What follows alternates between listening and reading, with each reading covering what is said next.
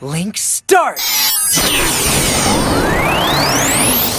All right, today, you guys, I want to thank you for tuning back in. I have a special guest. I've been following this young man for some time over on Instagram. He is a phenomenal artist. For those of you that follow him, you already know this. You don't need me to tell you.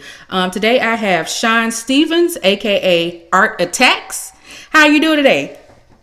Doing pretty good. That's good. That's good. So I just want to get it out of the way, and I want to thank you for helping me. I don't know if you remember, this was back probably December or so. November, December. Oh, yes, I remember. Yes. Brother, you don't even know how much you helped me. I got Procreate, and I was like, where do I start? Why does this look like crap? Why did I waste my money? And I reached out to so many artists. Nobody would assist me. All I wanted to know is how to have a straight line. That's all I wanted to know. I'm not trying to steal your clients or your whatever. And I reached out to you, and you were the only one who was like, hey, I'm going to try to explain to you. You know what? I'm going to step it up a notch. I'm going to send you some videos. I was like, this brother don't even know. And that's how, and I've been drawing on using Procreate ever since. Oh, that's good. That's good. You know what? I think the reason I at least try to help people on that, because I've always encountered problems with certain programs. And then when I go searching for the solutions, like, everybody's just like shut down. And you know that they know. Yeah. They're just like, nah, whatever, get out of here. Or they'll put up a tutorial video and they'll explain it so fast that you won't know what the heck happened. Exactly. And it's like really frustrating. Exactly. Or they want to charge you. I guess charging is a funny thing, because I know there's a couple of tutorials I've seen for charges. Mm-hmm. I think the only thing I would actually justify charging for is like maybe if like somebody wanted to buy like a high-res file and pick apart like certain pieces that I've done. But like advice on like how to like work the program, yeah, because I don't feel like that should really be charged per se. Yeah, because I didn't think, me not knowing, I didn't think that was an in-depth question. The way you presented it to me was very in-depth. But you tell me, did you think like that was, oh, I should charge her because I got to tell her A, B, C, D, E, F, G. This is some knowledge I need to charge for. Not at all, because that same information I think I got on Instagram Live mm-hmm. from one of my followers. Okay. And they were like, oh, do this, it does this. And I'm like, oh, okay. So it's like I got the information for free. Why should I bother being like, oh, you know what? I'm going to charge everybody for this secret information that I got from somebody in public. Like, yeah. And I know, we live in an age of Google, and I even searched the Procreate help guide. I was like, no, that's not what I'm looking for. That's not what I'm looking for. And I was like, I'm just going to try to reach out to good-natured people. And it took me a while, but I found you. Oh, well, I'm glad that I could help, because I know the struggle out there. There's still stuff about Procreate that I actually don't understand. Oh, yeah. Like that animate feature. I'm like, yeah, no, I'm going to leave that to the pros. I don't know if you saw that little animation that I did. I tried it. I wasn't originally going to do it because in my head I was just like, yeah, this is intense. So, but I tried it. It was a girl blinking, and then when her eyes open up, like her mouth opens to vampire teeth. Yeah, I do remember that. Yes, going. Yeah, that took me about 6 hours. Damn. See, no, I'm good. I'll just let you be great. No, I will say that I'm not. I mean, that was me being a noob. Like, I've never animated anything in my life. I'm pretty sure there's another artist who would literally do that in an hour, like, with no problem. Yeah, but that's everything in life. When you first start out, it takes freaking forever. And then once you get it, that's it. Right. Yeah. Yeah, exactly. Yeah. So basically, I brought you on the show because I wanted to know the person behind the artist. Because you seem like a really cool dude. Just from what I was saying, you were helpful. You didn't have to be. So I was interested in finding out more about you. Oh, So thank what I was hoping is that you could tell me like who you are. Tell me about how you got to where you are now. Let me see. Once upon a time, no. I actually started drawing like super early Uh-huh. in art, and my earliest memories. Well, every kid does art, Yes. but yeah, they'll end up like drawing on walls. I don't remember recalling drawing on walls, but I'm pretty sure that I did. And I think it was when the Ninja Turtles first came out back in. Oh man, I'm old. When was that? Well, shit, if you old, I'm old. Yeah, so I just turned 40 last month, so. Welcome. I'm also 40. So you'll know all these references. Then it was like when Ninja Turtles first, the cartoon, Yes. first, and I remember seeing it on TV, and that was like the most amazing thing to me. And I just took up a piece of paper and started drawing what I saw on screen. Like I'll just look up, look back down, keep drawing. So my mother saw this, but to my father was like, "I think our son is trying to be an artist." So then they kind of urged me to be like, "Hey, do you want to go to this art course or this art class after school thing?"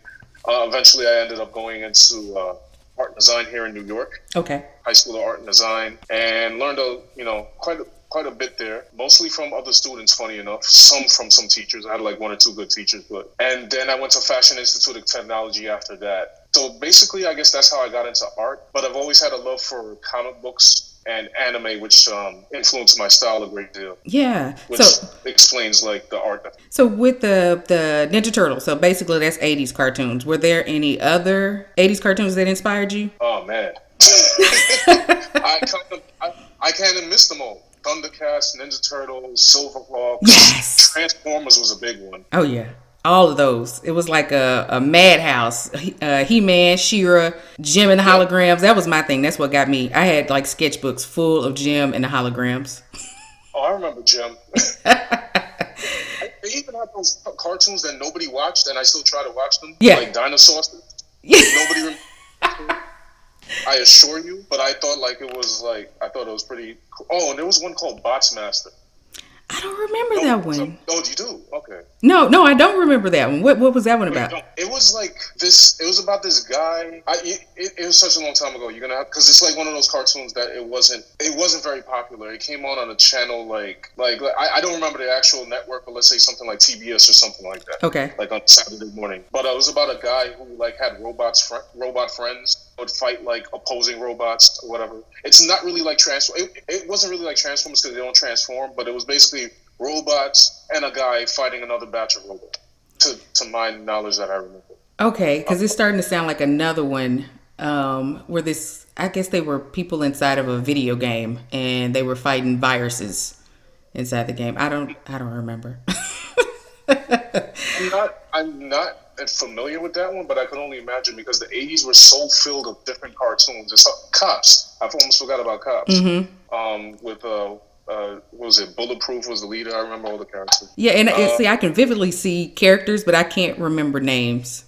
Yeah, I only remember names because I remember some names. I probably won't remember all of the Transformers except for like Optimus Prime, Bumblebee, Hot Rod, Ultra Magnus, and the popular ones. But there was a lot of information shocked into those cartoons back in the day. But mainly those influenced me in the 80s, and then after that, anime came around. Oh yes. So what was your gateway drug into anime? This is gonna sound really stereotypical, but it was Dragon Ball.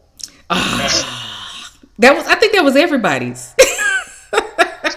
Specifically Dragon Ball Z. I haven't actually sat down to watch Dragon Ball to this day. But I remember it was in high school and we had like this art fair. Okay. And somebody brought in some TVs and they were playing tapes on it. And I just remember it was like Goku versus Cell. And I looked at it and I was like, what the heck is this? Because I was used to American comics where it's like, Superman fighting the bad guys. And it's like, whatever. But never before have I seen anything displayed the way it was displayed there. And I'm like, yo, that dude just like flew through a mountain and then got up like nothing happened. Nothing happened, exactly.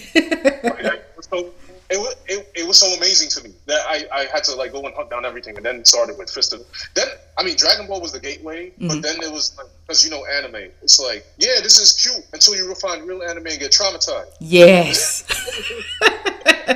Because the one that traumatized me was Vampire Hunter D. I think that was the next thing I saw. Oh, I remember that. They used to give that on the Sci-Fi Channel. Yeah. Vampire Hunter D was pretty traumatized, and years later it was Vampire Hunter D Bloodlust. Dragon Ball for me, it was Fist of the North Star. That was pretty traumatized. Yes, it was. Because you go from, like you said, American cartoons, nobody really gets hurt. Nobody surely bleeds. Everybody goes to jail. All the bad guys go to jail. No, anime, everybody dies gruesomely. Right. Horribly. And you just look at it like, and you're thinking like, I shouldn't be watching this. And then you keep watching it. Exactly. And it was always like that guilty pleasure. Like, I know I shouldn't be watching this. If my mom comes in, she's going to lose her shit. But my mom was pretty damn cool. She was like, oh, and that was when Blockbuster video was around. And she was like, yeah, let's go rent some VHS back then. Let's go rent you some anime VHS. And I lived for that. So that was like, I didn't get allowance. I got to rent anime. Oh, that's pretty awesome. I kind of had to sneak it. Well, I mean, by the time I kind of got into it, my parents were, they were great. But they would watch, when Mortal Kombat came out, they weren't having it. Let's just say that. Yeah. Until like years later when I was like a teenager. And then I remember they decided to buy me Mortal Kombat 1 for the PC. And I was like, wait, I can play this now? Yeah. I'm like, they're kind of up to Mortal Kombat 2 and 3 now, but okay. But I kind of had to sneak it in. And I remember watching Fist of the North Star and feeling bad because I watched it and I was like, this is pretty cool. But my sisters, who are 6 and 7 years apart from me, younger, were watching it with me. And I was just like, put it on. I was like, oh. This ain't for you. And they digested it and grew up to be fully functional adults. So I was like, okay, well, we survived. Fist of the North Star, then it was Akira, then it was everything else, and yeah. So most of my influence is basically 80s cartoons and 80s to 90s anime. Yes, same here. Right. Oh, man. Well, I can see how a lot of those interests like brought you to the forefront, like as of today, in the present, because that's a lot of, what do I want to call it? That's a lot of content that we've been holding in for years, and it has to be released some type of way. So you found the perfect release. So all of your art, beautiful art. I was like, oh, this is so great. Oh, and it's a brother. I'm in love.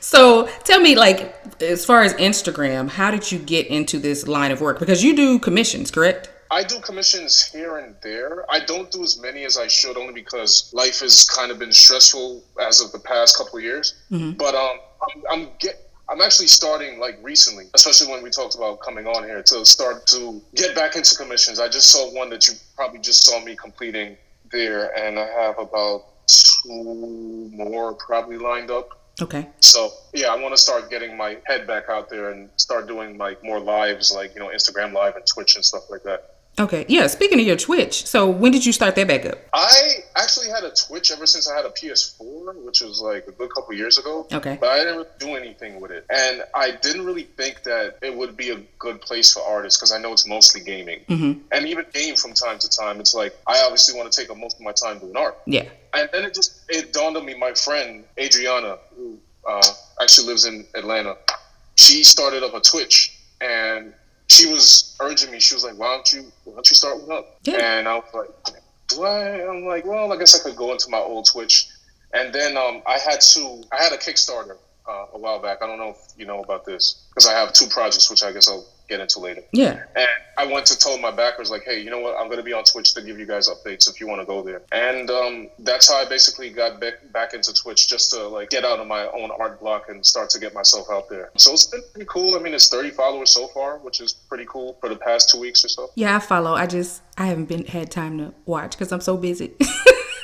But I follow. I show the love. Yeah, Twitch is kind of like funny too because Twitch is like a different monster altogether because people are used to long streams. Mm-hmm. I guess because of like people always do speed runs and stuff like that. I don't know how it goes for artists, but I think people are literally used to like 3 hour to 6 hour streams. Like they'll just like tune in, tune back out, come in and come back out. But Yeah. I did my longest stream today, which was like 2 hours or so. What? So what all did you do on that? I worked on 2 comic pages, and I did like a little. One of my followers asked me about like how do I handle lighting from different light sources. So I kind of took an old piece and then shaded it just to show him like how to handle that. Okay, I'm sorry that I said that, but I will start tuning in because I get the notifications. Trust me, I know it's fine because I'm. You know, I don't know. I don't always expect anybody to tune in. Also, because I don't have a schedule, which I know Twitch benefits from you telling them, like a TV show. Like, listen, I'm going to be on Monday, Wednesday, and Saturday at so and so time. So I literally have to develop that kind of schedule and set time so that people will know when to tune in. And I figure like I'll get more of a, you know, it'll be a little more consistent for people. Yeah, maybe I'll do that one day. I'm like, I'm trying to get back into this in April. Y'all will hear me when y'all hear me. I'm a grown ass adult. I got other obligations. No, that's how it is. It's just, I trust me, I feel the same way. So it's like, yo, I got stuff to do. Yeah. Like, you know? Yeah, y'all bitches just keep the notifications on, basically. Right. Like when you're not a full-time artist, it's kind of difficult. Exactly. Okay, so like artists, you were talking about your friend in Atlanta.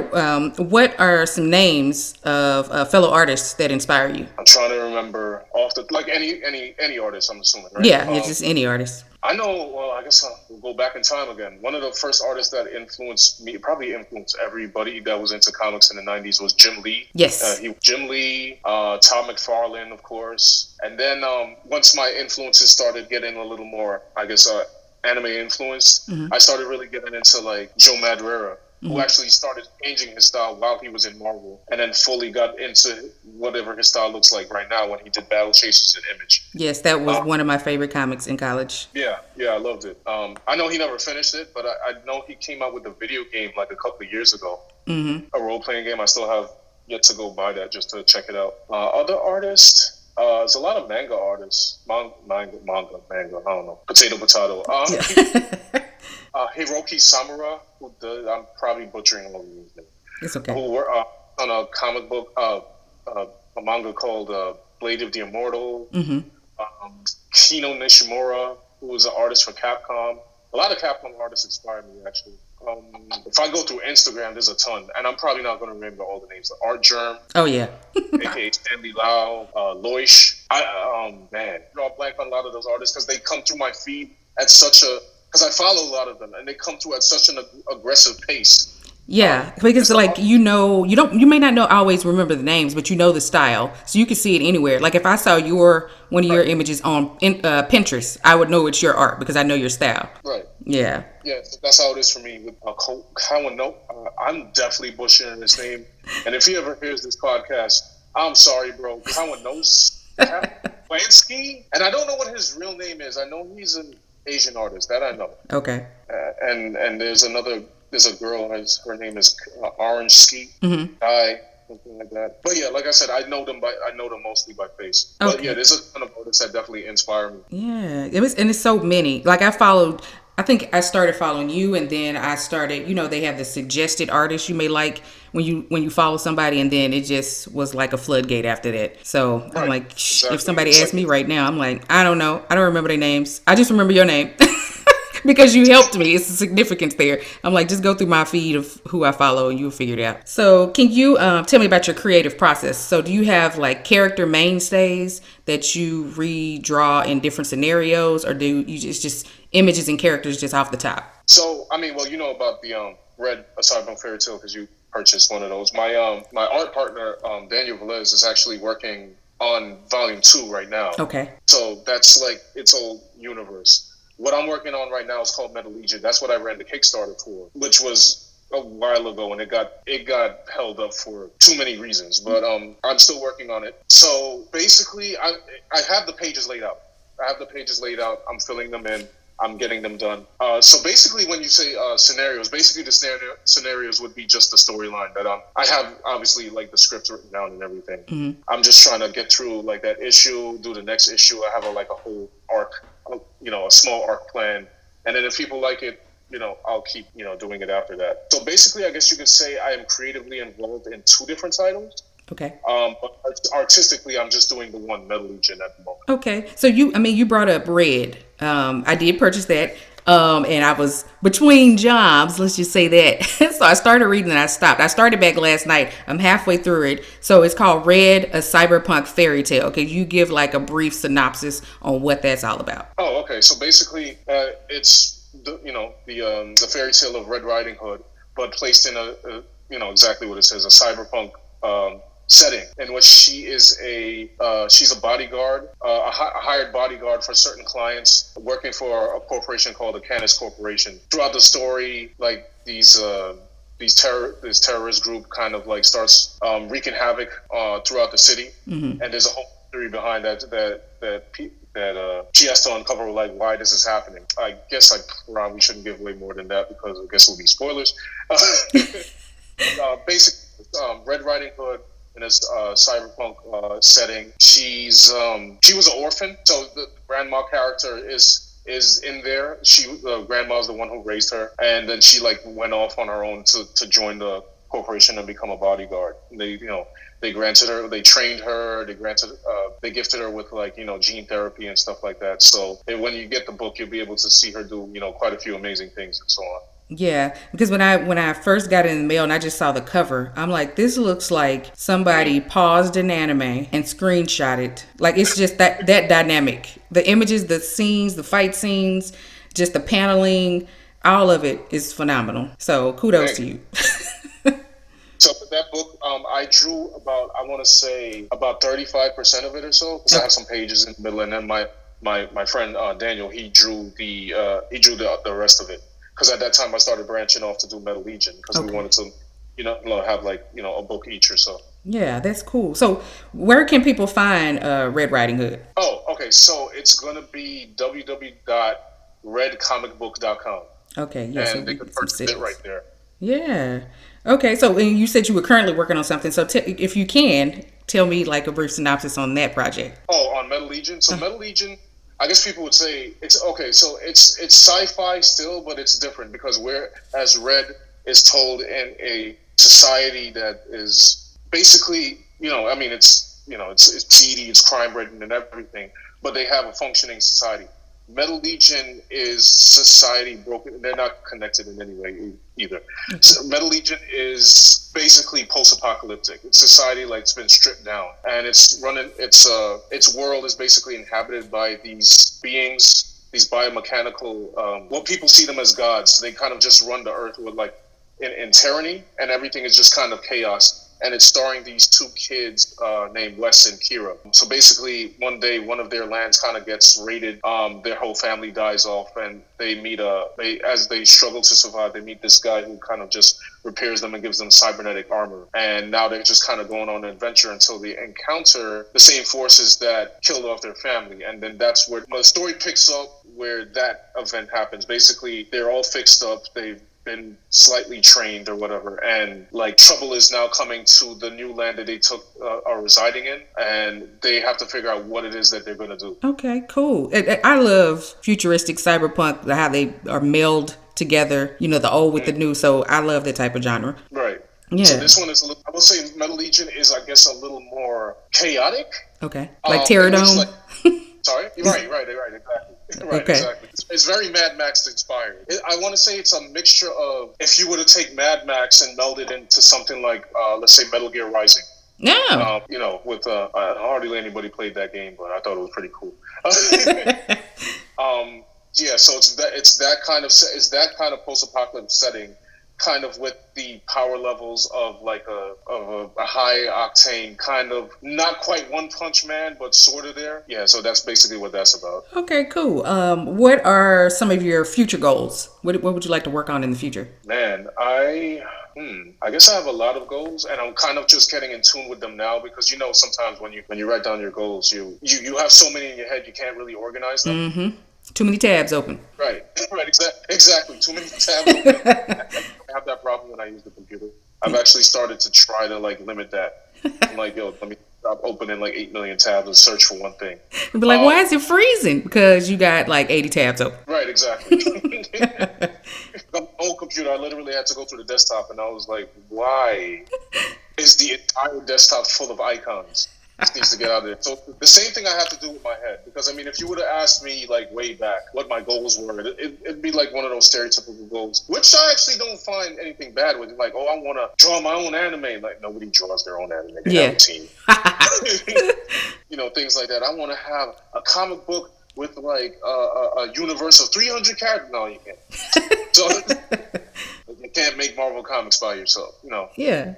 But what I would like to do is to at least get like at least one of my properties to really pick up and be successful if something comes of it. Because I mean, quite frankly, we have seen more independent animes happen nowadays, especially with Netflix. We've seen Cannon Busters happen. We've seen Seis Manos. We've seen even I'd even count the Castlevania, because that was done by that. What's this guy's name? Addy. I'm gonna get his name wrong, so I'm not gonna. Yeah, I know I will too, but I know what you mean. So I would say like a goal like that, even like getting some, like the tip top, like getting something on Netflix, like that would be a nice goal. I'm not gonna sit here and on a live action movie, even though that would be pretty cool.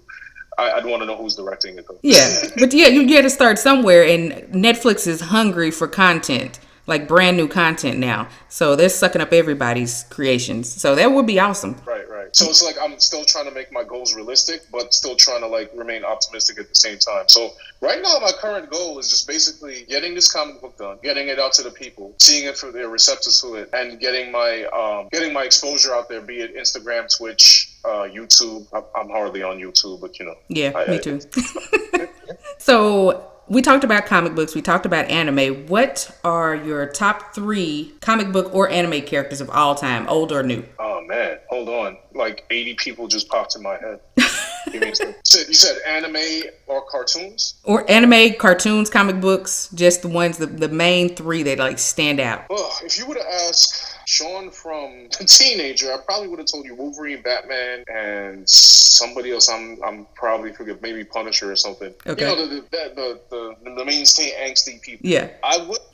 Oh man. To be honest, I still have a soft spot for Kenshiro, for Fist of the North Star. Yeah. There's one after that. No, I was gonna say D from Vampire. I mean, he's cool and all. He's just very kind of like. And see, the main thing about the two of them, they're like visually different characters, but similar in the fact that they are badass. They will kill you with no question, but they give you a chance. Like, I don't have to kill you. You can walk away. But, okay, you bad? Well, I wanted you to live another day, but I'm just going to have to take you out. Right, exactly. It's funny because you know what's making me have trouble is melding it with video games also. So it's like there's video game characters like floating in my head. So I said Kenshiro. Yeah. No, not Shinji. Shinji's too much of a punk. Shinji from Neon Genesis.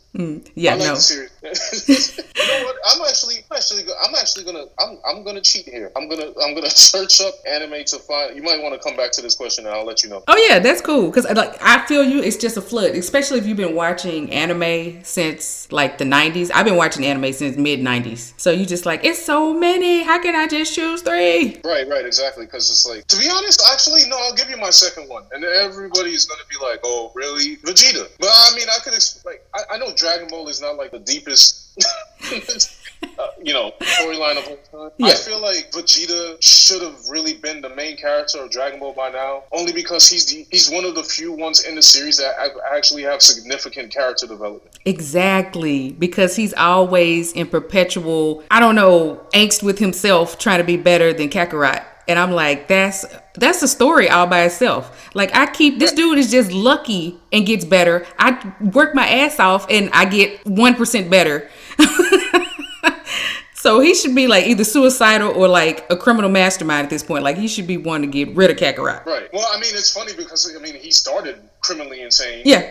Like, he wanted to kill the whole planet, and then all of a sudden he's helping, and then all of a sudden he has a wife. Then all of a sudden he's a father. Then he's a good father somehow. Like, and that's the twist of it all. It was like, because he wanted to, have a family, did that make him weak? And I think he kind of thinks that. But I'm like, yeah, don't be like Goku, because he's crap. He's trash. He don't stay with his wife. He don't stay with his kids. It's all about that power. You agree with me on that, because I tell people this all the time. Like, Goku is trash. He is a horrible person. Yeah. Like, He's And sweet, but in he's fact, absent-minded. right. In fact, I feel like he reached the point of terror of a terrible person in Dragon Ball Super when what's his name? Beerus told him, like, listen, don't go to this tournament. Please don't take the God's challenge. And he did it anyway and put the whole universe in danger. I'm like, bro. Yes, that's a trash human. And then had the nerve when he was fighting Jiren at the end to be like, oh, you threatened my friends. Like, bro, you threatened your friends. What do you mean? You threaten the whole planet. What are you talking about? But yeah, so Kenshiro, Vegeta, and I'll remember a third before this podcast interview is over. Okay, and so the ones you did tell me about, would they happen to inspire any of your art? Like, when you're creating, do any of those characters come into your mind? I would say, well, Kenshiro definitely, only because of the Fist of the North Star feel. Mm-hmm. But actually, the characters that really inspired me visually, funny enough, would be Zero from Mega Man X. Okay. And Dante from Devil May Cry. I can see that. Just the way you shade. Like, I can't yeah. hide that because that game was like very influential to me. Like when it first came out, because I used to love beat 'em ups when I was growing up, like Streets of Rage and stuff like that. Yeah, I like that game and too. To me was like the evolution of a beat 'em up, except it couldn't be 2-player, like its combat system. So I basically dove into everything that game had to offer. So that influenced me a lot. Just the weapons, the look, and everything like that. The gothic feel. I mean, there was other games like that, like Ninja Gaiden, but I want to say Devil May Cry influenced me the most as far as like character look. Okay. So I'd go with Kenshiro, Zero, and Dante. Okay. Yeah, you have a theme. You work in a theme. Okay. Yeah. So what are your thoughts on the recent upswing of interest in Black artists in, say, like the last 5 years or so? Speaking of like the hashtag Black Artists Matter and hashtag representation matters. What do you think contributed to that? I'm not exactly sure.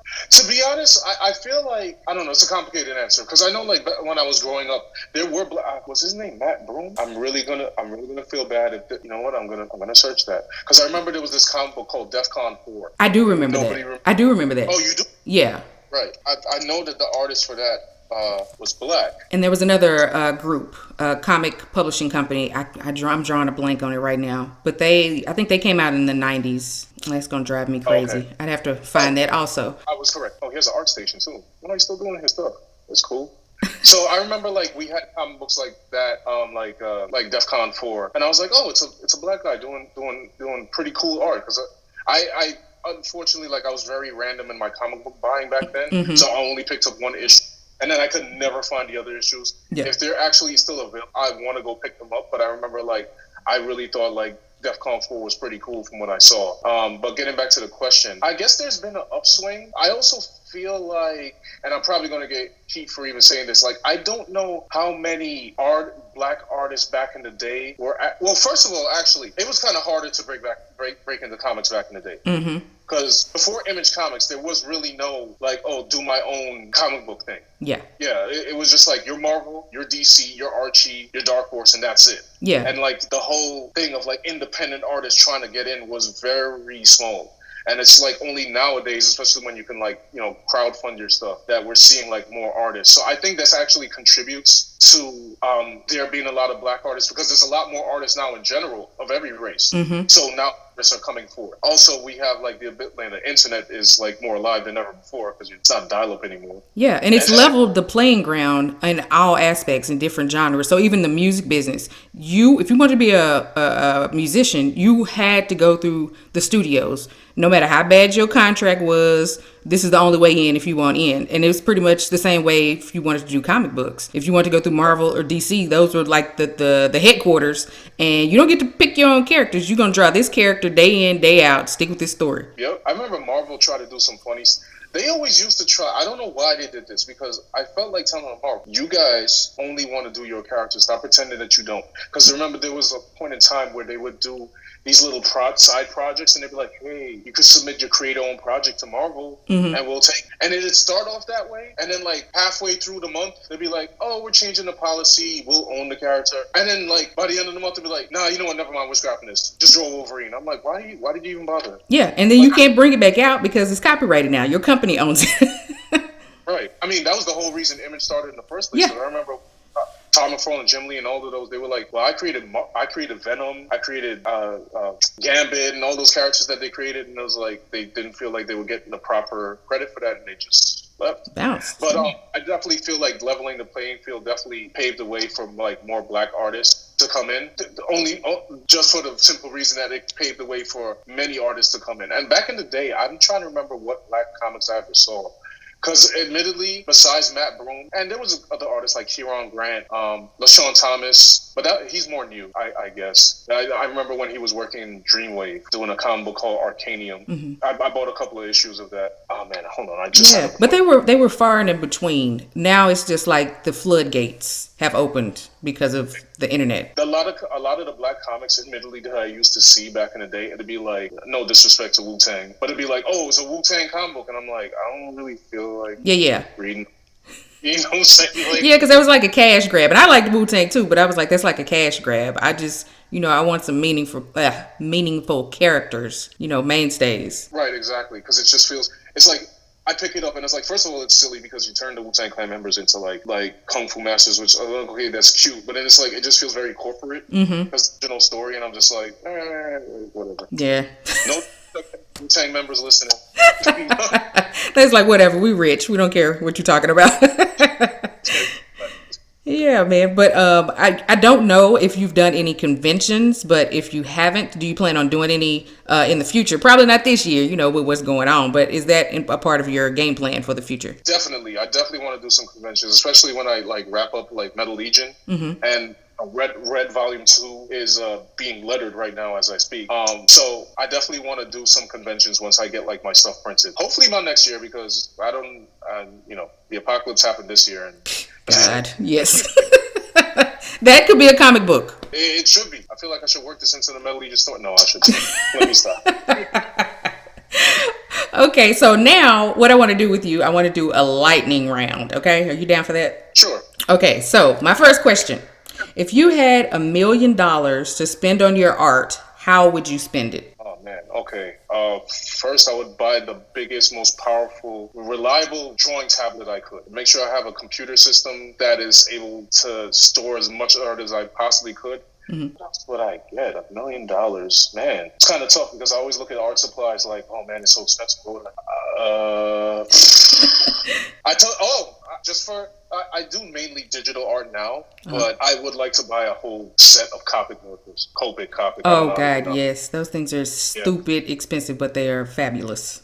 Right, exactly. Because I have a Prismacolors here that I bought $60. My friend gave them to me.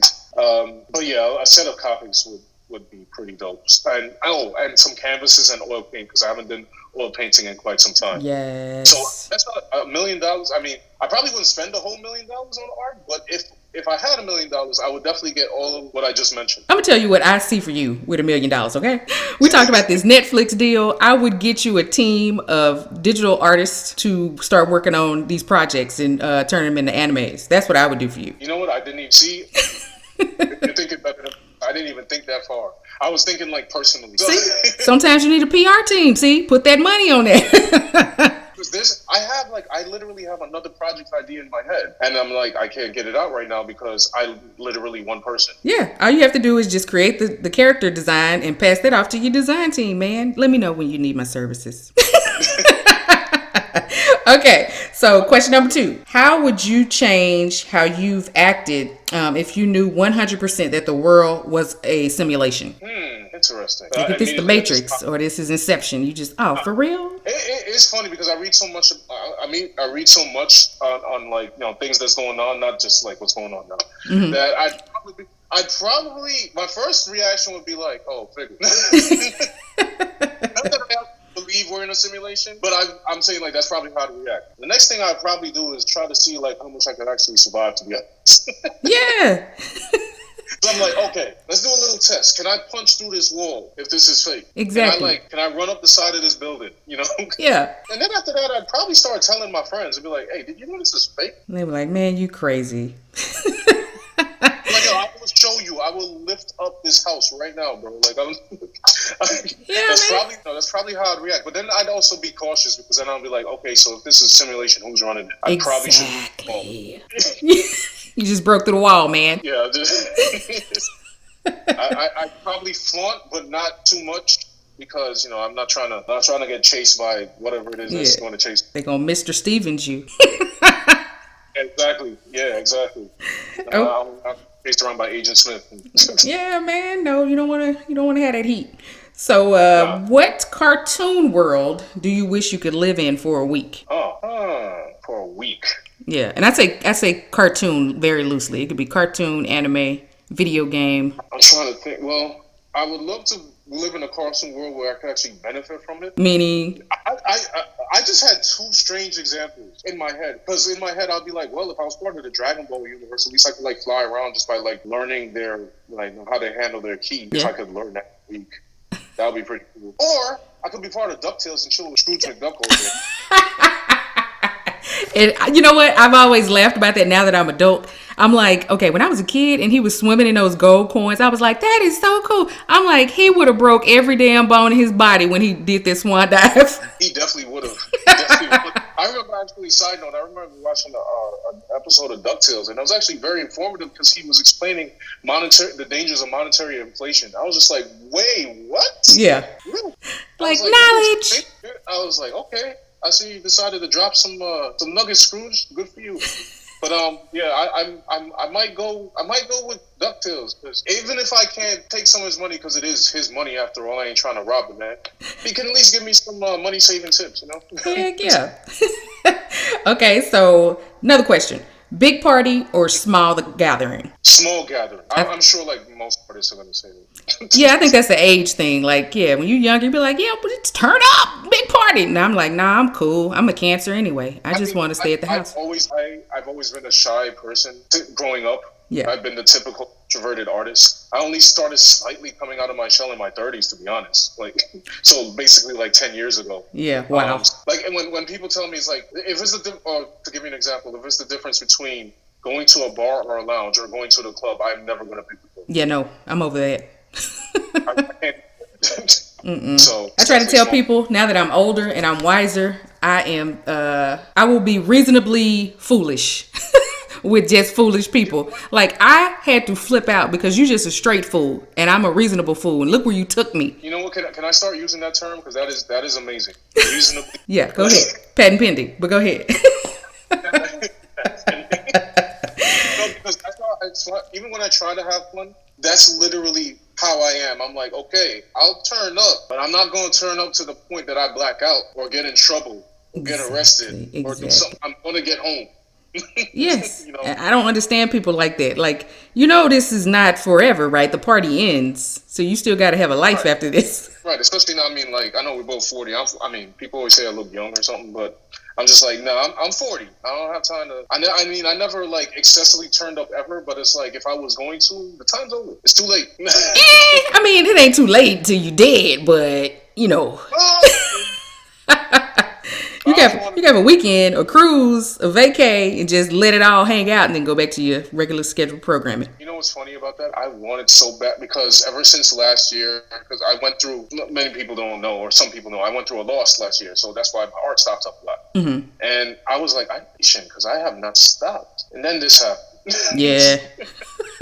It's like, nope, back to business at the crib. Okay, so what is the best compliment you've ever received? Wow. Best compliment I've received. I I've received a good couple compliments, especially on my arts. Mm-hmm. I've received some personally, probably ones I can't repeat on air.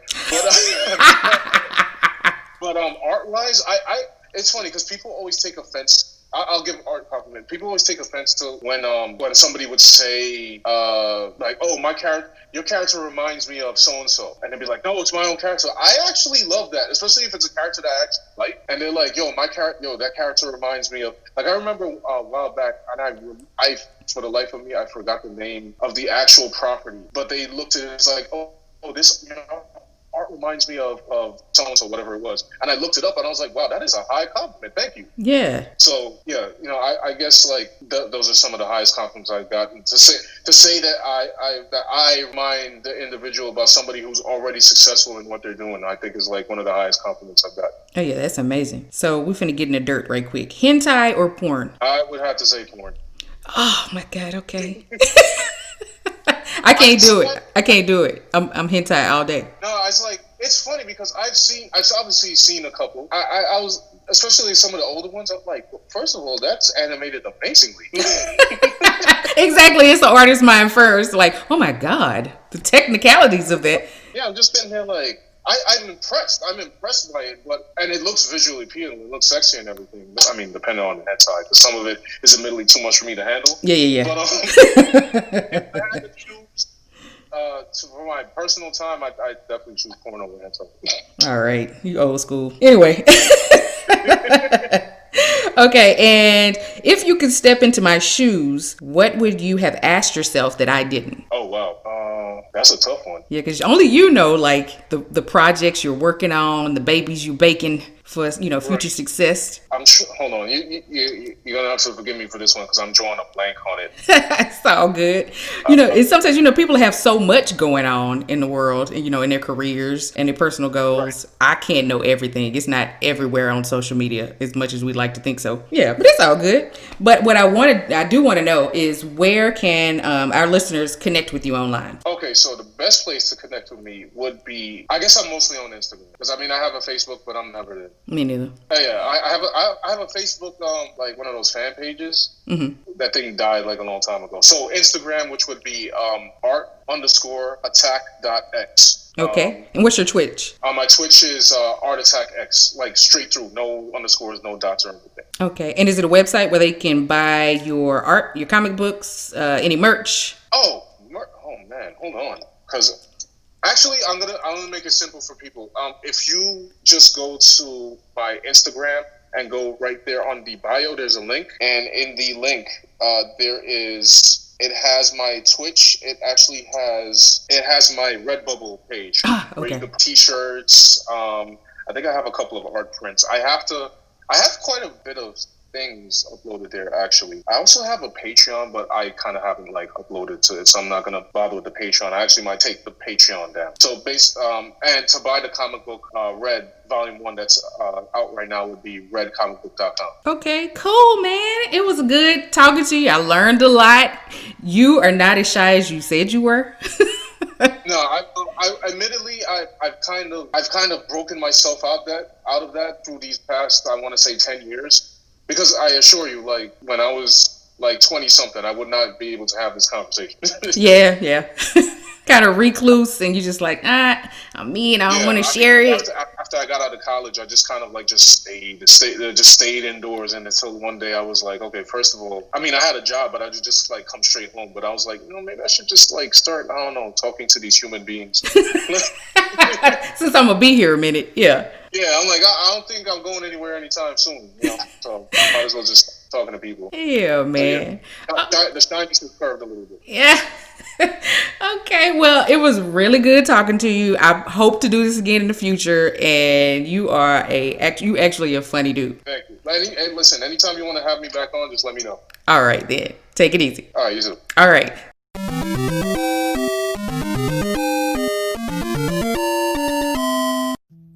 All right, my geeks, nerds, blerds, and freaks. That's my time. Call me anytime on the Gadgets and Geekery hotline at 972-664-4886. I want to hear your thoughts, ideas, comments, and suggestions. And I'll also play your voicemails on air if you request me to. All I need is your name and social handle. And if you'd like me to give you a call, please leave your phone number also. If you wouldn't mind going over and following and subscribing to my Facebook and Instagram at Gadgets and Geekery, or on Twitter at Gadgets Geekery, and head over to the website also. It's gadgetsandgeekery.com. There are also Gadgets and Geekery t-shirts over on the site, and much more to come. And if you'd like to support the show, please give a donation on my Venmo and Cash App. Write or call the show if you'd like to be a guest. So I'm going to head out like a fetus, y'all. Talk to you later.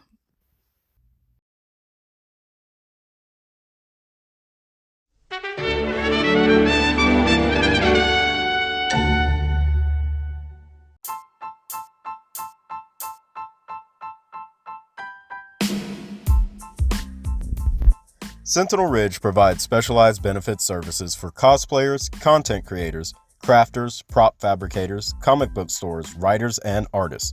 Many of you may be self-employed full-time creators dedicated to your passions, but often lack access to important health, life, vision, dental, and disability benefits simply due to the overwhelming costs associated with buying benefits. Fortunately, Sentinel Ridge has a solution to this challenge, and we will do the heavy lifting. By creating a large-scale benefit access plan, creators just like you can tap into affordable plans. Think of it as AARP, but for young people. In order for this to work, we will need your help. So this is your Nerd Geek Coalition, Morphin Time, Avengers Assemble, Call the Banners, Ready Photon Torpedoes, all hands on deck call to action. All you need to do is fill out a simple 5 to 10 minute online survey, which you can access directly on Sentinel Ridge on Facebook, Instagram, or Twitter, or send an email to surveyrequests@sentinelridgeprotect.com. That's surveyrequests@sentinelridgeprotect.com. You can even send a text to 919-322-8288, 919-322-8288. So text, email, or hit those social media links, and let's change the way that we access benefits with the help from Sentinel Ridge.